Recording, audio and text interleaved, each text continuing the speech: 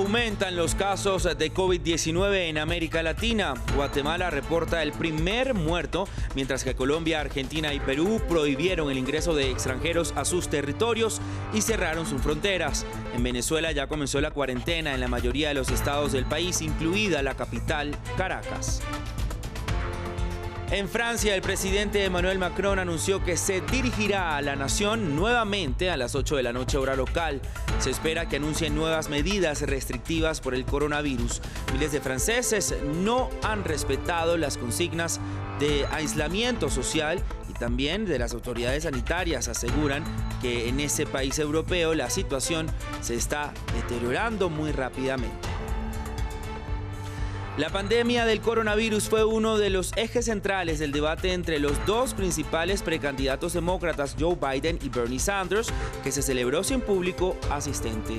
Ambos criticaron la gestión que Donald Trump le ha dado a la pandemia en Estados Unidos. Joe Biden se comprometió, en caso de ser nominado, a elegir a una mujer como su vicepresidenta. Muy buen día, bienvenidos a las noticias en France 24 en español. Soy Raúl Blanco, un gusto saludarlos. Comenzamos este informativo con lo último relacionado con las cifras globales en torno al COVID-19. Los casos confirmados de esta enfermedad ya superan los 169.387. Los pacientes recuperados ya son 77.257 y los casos activos son 85.617. El número de muertos ya asciende a los 6.513 personas por el coronavirus. Estos son los últimos datos globales en torno a esta enfermedad. Hablemos primero de América Latina, una región que se prepara para el pico de casos de coronavirus, por lo que cada vez más naciones toman medidas drásticas para tratar de contener esta pandemia. Veamos la situación del COVID-19 en la región en el siguiente informe de David González. La pandemia no ha mostrado su peor cara en Latinoamérica. Los gobiernos toman medidas para evitar sus peores efectos. Una de las medidas más estrictas las adoptó Perú. Martín Vizcarra restringió los movimientos y libertades. Esta medida, que tendrá una vigencia de 15 días calendario, implica el aislamiento social obligatorio de nuestra población. En Colombia, el gobierno prohibió el ingreso de extranjeros y suspendió las clases. Lo mismo hicieron Argentina, Uruguay y Ecuador. Lo importante es que hemos cerrado la frontera de la Argentina. Durante los próximos 15 días, periodo que puede ser prorrogable, las fronteras argentinas se han cerrado. ¿Por qué lo hacemos?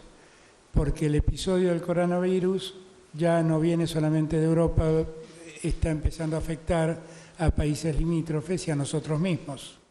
Guatemala prohibió el ingreso de europeos y de otras nacionalidades con alto índice de casos. Honduras suspendió los vuelos de migrantes retornados de Estados Unidos y El Salvador declaró emergencia nacional. Chile pondrá en cuarentena por 14 días a todos los viajeros que lleguen al país y prohibió cualquier evento de más de 500 personas. En Venezuela, que pasa por una grave crisis hospitalaria y de desabastecimiento de medicamentos, el presidente Maduro puso en cuarentena 6 provincias, incluida la capital. Latinoamérica sabe que sus armas para combatir el virus son mucho más limitadas. Vamos ahora a Francia, donde tras una jornada de elecciones municipales en las que se reportó una abstención cercana al 56%, está en duda la organización de la segunda vuelta prevista para el próximo domingo. Todo esto frente a la propagación de la pandemia del coronavirus. Las autoridades de salud pública reportaron 36 nuevas muertes el domingo 15 de marzo, subiendo el total a 127 fallecidos y más de 5.000 personas infectadas. Pese al llamado del gobierno a permanecer en casa, los parisinos siguieron en las calles, por lo que el ministro de Salud, Olivier Véran, le imploró a los franceses que respeten estas estrictas medidas, mientras que el director general de Salud, Jérôme Salomon, aseguró que en el país la situación se está deteriorando con rapidez. Conectamos con nuestra periodista en París, Erika Olavarría. Erika, muy buenos días para usted. Se conoció que el presidente Emmanuel Macron se dirigirá nuevamente a los franceses esta noche. Le pregunto qué se espera de esta alocución presidencial. Buenas tardes, Raúl. Bueno, hay que decir que en estos momentos el presidente se encuentra reunido en un Consejo de Defensa con el primer ministro, con el ministro de Salud, con el ministro de Economía y el ministro del Interior, y se espera que lo que salga esta noche en el discurso del presidente sea lo que se extraiga de esta reunión de defensa.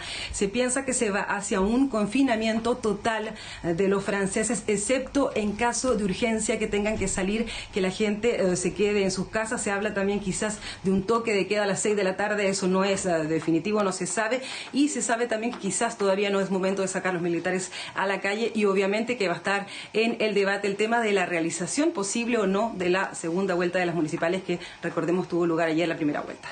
Ahora, le pregunto a Erika por qué las personas no han respetado las recomendaciones de aislamiento y también de distanciamiento social. Claro, Raúl, están muy impresionadas las autoridades francesas. Este fin de semana hubo muy buen tiempo aquí en Francia y hubo picnic en todos los parques, la gente tomando té pensando que con esas medidas se puede evitar la contaminación. Pensamos primero que el hecho de que se mantuvieran las elecciones municipales justamente fue una señal del gobierno, como diciendo que no era tan preocupante el contagio, las posibilidades de contagio si se mantenían estas normas básicas, y también porque mucha gente joven se piensa que no está concernida, que es un tema que sigue afectando a los adultos mayores y a las personas que tienen enfermedades crónicas. Creemos que básicamente esas son las razones para que la gente no se haya tomado en serio las medidas, pero hoy, a partir de hoy, sí que hay un cambio de actitud, Raúl. Erika, ahora cambiamos de tema, hagamos un recuento de la jornada electoral de ayer. Mucha abstención, una aparente además clara victoria para la actual alcaldesa de París, Anne Hidalgo, y una segunda vuelta en duda por esto del coronavirus que estábamos conversando. Efectivamente, estas elecciones, Raúl, no se pueden desligar de lo que es esta epidemia, esta pandemia mundial. 56% de abstención es un récord, nunca había habido tan poca gente votando. Hay que decir que suelen ser unas elecciones que llaman la atención. Los franceses estiman mucho a las autoridades de proximidad, como se dice, recordemos los chalecos amarillos, y por lo tanto esto obviamente se debe al coronavirus. A ver, ¿qué conclusiones sacar? Que los alcaldes que iban a la reelección salieron muy bien parados, como usted decía, en París, Anne Hidalgo, aunque no ganó, sí sacó la mayor votación. También el primer ministro, Edouard Philippe, Christian Estrosi en Niza, o hay que decirlo, Martine Aubry, la socialista, en Lille. Sino los ecologistas, como ocurrió ya en las elecciones europeas, fueron muy votados, ganaron en 3 grandes ciudades como son Lyon, Estrasburgo y Grenoble. Hay que decir que los partidos tradicionales de izquierda, los socialistas, y de la derecha, los republicanos, también obtuvieron buena votación, y no así los candidatos oficialistas, Raúl. Erika, gracias por la información. Que tenga usted una muy buena tarde y mucho cuidado con esta pandemia global del coronavirus. Mientras tanto, a medida que continúa el bloqueo en Italia, el país más golpeado de Europa y que ya cuenta con más de 1.800 fallecidos, los habitantes siguen mostrando una notable capacidad de resiliencia. A pesar de las preocupaciones, día y noche salen del aislamiento y se reúnen en sus ventanas y balcones para cantar, agitar luces y animarse mutuamente. Una constelación de velas y luces de teléfonos brillaba en las ventanas y balcones de toda Italia el domingo por la noche, mientras los habitantes intentaban mantener el ánimo de los demás.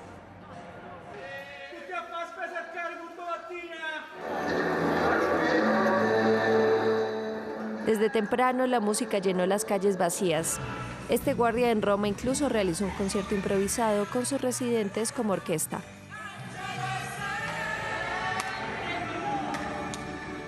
En Bérgamo, la provincia más afectada de Lombardía, una iglesia celebró la misa a través de video. El obispo describió solo un ejemplo de lo difícil que se está volviendo la vida bajo encierro. Ahora, debido a que las personas están en cuarentena, cuando sus seres queridos fallecen no los ven, ni siquiera cuando los llevan al cementerio. El número de infecciones en Italia continúa aumentando. El país ha experimentado más de la 1/4 parte del total de muertes mundiales. Esta catástrofe es como una bomba atómica.